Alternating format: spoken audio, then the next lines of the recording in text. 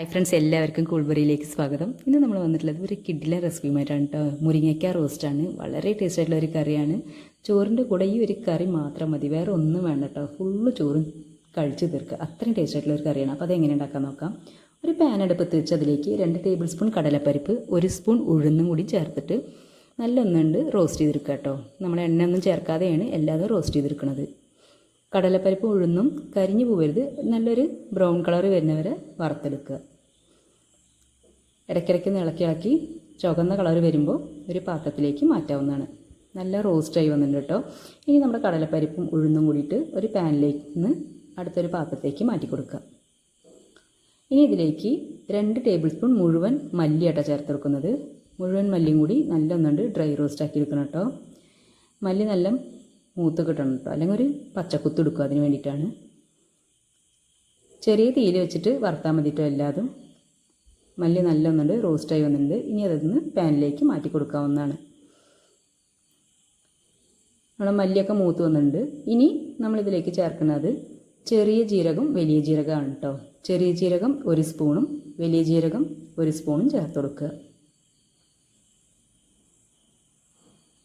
ഇനി ഇതിലേക്ക് ഒരു പട്ട, ചെറിയ കഷ്ണം പട്ടയും ഒരു ബേ ലീഫും കൂടി ചേർത്ത് കൊടുക്കുന്നുണ്ട് കേട്ടോ. എല്ലാം കൂടി നല്ലൊന്നുണ്ട് റോസ്റ്റ് ചെയ്തെടുക്കുക. ഇനി ഇതിലേക്ക് 2 ടേബിൾ സ്പൂൺ കുരുമുളകും കൂടി ചേർത്ത് കൊടുക്കണം കേട്ടോ. നമ്മുടെ എരിവിനനുസരിച്ച് കുരുമുളക് കൂട്ടും കുറയ്ക്കും ചെയ്യാം കേട്ടോ.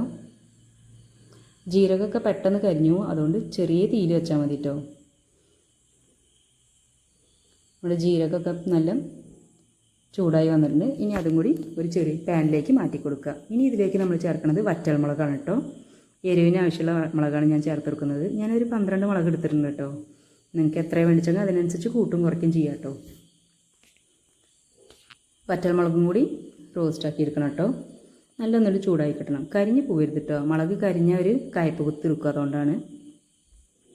പിന്നെ അതിൻ്റെ മണം നമുക്ക് ഇഷ്ടാവില്ല. മുളക് നല്ല റോസ്റ്റായി വന്നിട്ട് കേട്ടോ. ഇനി നമ്മൾ ഈ വറുത്ത് വെച്ച എല്ലാതും നമ്മളൊന്നിട്ട് പൊടിച്ചെടുക്കുക. നമ്മൾ പൊടിച്ചെടുത്തിട്ടുണ്ട് കേട്ടോ മസാല. ഇനി ഒരു പാൻ അടുപ്പത്ത് വെച്ച് അതിലേക്ക് ഓയിൽ ചേർത്തെടുക്കുക. ഒരു 3/4 ടീസ്പൂൺ പെരിഞ്ജീരകം ചേർത്തെടുക്കുക. ലേശം വേപ്പിൻ്റെ ഇലയും കൂടി ആഡ് ചെയ്ത് കൊടുക്കുന്നുണ്ട് കേട്ടോ. ഇനി 2 മീഡിയം വലുപ്പമുള്ള സവാള ചെറുതായിട്ട് അരിഞ്ഞിട്ട് അതും കൂടി ചേർത്തെടുക്കുക. നമ്മൾ കറിക്ക് ആവശ്യമുള്ള ഉപ്പ് ഞാൻ അതിൽ ചേർത്തിട്ടുണ്ട് കേട്ടോ. അത് കാണിക്കാൻ വിട്ടുപോയതാണ്. സവാള നല്ല വഴണ്ട് വന്നതിന് ശേഷം അതിലേക്ക് ഇഞ്ചി വെളുത്തുള്ളി ചതച്ചത് 1 സ്പൂൺ ചേർത്ത് കൊടുക്കുന്നുണ്ട്.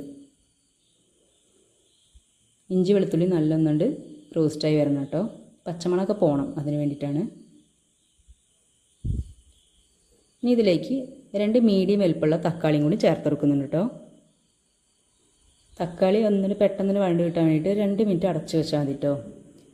തക്കാളി നല്ല വെന്ത് വന്നിട്ടുണ്ട്. ഇനി അതിലേക്ക് 1 സ്പൂൺ മഞ്ഞൾപ്പൊടി, 1 സ്പൂൺ കാശ്മീരി മുളക് പൊടിയായിട്ട് ചേർക്കുന്നത്. ഇത് കളർ കിട്ടാൻ വേണ്ടിയിട്ടാണ് ആഡ് ചെയ്യുന്നത്. ഓപ്ഷണലാണ്, വേണമെങ്കിൽ മാത്രം ചേർത്താൽ മതി. എല്ലാം കൂടി നല്ലൊന്നും മിക്സ് ചെയ്തെടുക്കുക. ഇനി നമ്മുടെ മുളകിൻ്റെയും മഞ്ഞളിൻ്റെയൊക്കെ പച്ചമണം പോയതിന് ശേഷം ഒരു 250 ഗ്രാം മുരിങ്ങക്കായ ഞാൻ മുറിച്ച് കഴുകി വൃത്തിയാക്കി വെച്ചിട്ടുണ്ട് കേട്ടോ. അതും കൂടി ഇതിലേക്ക് ആഡ് ചെയ്ത് കൊടുക്കുന്നുണ്ട്. മുരിങ്ങക്കായ ചേർത്തിട്ട് നല്ലൊന്നും മിക്സ് ചെയ്ത് കൊടുത്തിട്ട് നമ്മൾ പൊടിച്ച് വെച്ച മസാലപ്പൊടിയും കൂടി ഇതിലേക്ക് ആഡ് ചെയ്ത് കൊടുക്കുക. നമ്മുടെ മുരിങ്ങക്കായ്ക്ക് ടേസ്റ്റ് കൂട്ടാനുള്ളത് ഈ മസാലപ്പൊടിയാണ് കേട്ടോ. മസാലപ്പൊടി ചേർത്തിട്ട് എല്ലാം കൂടി നല്ലൊന്നുണ്ട് മിക്സാക്കി എടുക്കുന്നുണ്ട് കേട്ടോ. ഇനി ഇതിലേക്ക് ഒരു ചെറിയ നാരങ്ങയുടെ വലുപ്പമുള്ള പുളി പിഴിഞ്ഞ വെള്ളം കൂടി ഇതിലേക്ക് ചേർത്തെടുക്കുന്നുണ്ട് കേട്ടോ. നമ്മുടെ കറിക്ക് ആവശ്യമുള്ള വെള്ളം ചേർത്തിട്ട് 1.5 കപ്പ് വെള്ളം ഞാൻ ഇതിലേക്ക് ചേർത്തെടുക്കുന്നുണ്ട്. ഇതിന് ശേഷം ഇതെന്തിനാ വെച്ചാൽ നമ്മുടെ മുരിങ്ങക്കായൊക്കെ നല്ല വെന്ത് കിട്ടാൻ വേണ്ടിയിട്ടാണ്. മസാലയും മുരിങ്ങക്കായൊക്കെ നല്ല പിടിച്ച് കോട്ടായി വരാൻ വേണ്ടിയിട്ടാണ്. അടച്ച് വെച്ച് ലോ ടു മീഡിയം ഫ്ലെയിമിൽ വെച്ചിട്ട് കുക്ക് ചെയ്തെടുക്കുകയാണ് കേട്ടോ ചെയ്യുന്നത്. നല്ല എണ്ണയൊക്കെ തെളിഞ്ഞ് വന്നിട്ടുണ്ട് കേട്ടോ. കാണത്തിന് അടിപൊളിയാണല്ലേ, നല്ല ടേസ്റ്റാണ് കേട്ടോ. നല്ലൊരു ഫ്ലേവറും കൂടിയാണ് നമ്മൾ അടുത്ത് നിൽക്കുമ്പോൾ തന്നെ, കറി ഇളക്കുമ്പോൾ അത്രയും ടേസ്റ്റ് ആയിട്ടുള്ള ഒരു കറിയാണ് കേട്ടോ. അപ്പോൾ ഇതിലേക്ക് നമ്മൾ ലേശം മല്ലിച്ചപ്പും കൂടി ചേർത്തെടുക്കുന്നുണ്ട് കേട്ടോ. ഓപ്ഷനാണ്, നമുക്ക് വേണമെങ്കിൽ മാത്രം ചേർത്താൽ മതി. നമുക്ക് ഇങ്ങനെ കഴിക്കുമ്പോൾ തന്നെ നല്ല ടേസ്റ്റാണ് കേട്ടോ. ചൂടോടൊക്കെ ചില ചോറിൽ കൂട്ടി കഴിച്ചിട്ടുണ്ടല്ലോ, സ്വർഗ്ഗമാണ്, വേറെ ഒന്നും വേണ്ട. അത്രയും ടേസ്റ്റ് ആയിട്ടുള്ള ഒരു കറിയാണ്. അപ്പോൾ എല്ലാവരും മസ്റ്റായിട്ടൊന്ന് ട്രൈ ചെയ്ത് നോക്കണം കേട്ടോ. അതുപോലെ നമ്മുടെ ചാനൽ ഇഷ്ടപ്പെടുകയാണെങ്കിൽ ലൈക്ക് ചെയ്യാനും സബ്സ്ക്രൈബ് ചെയ്യാനും സപ്പോർട്ട് ചെയ്യാനും മറക്കരുത്. ഇനി അടുത്ത വീഡിയോയിൽ കാണാം. അതുവരെ ബൈ.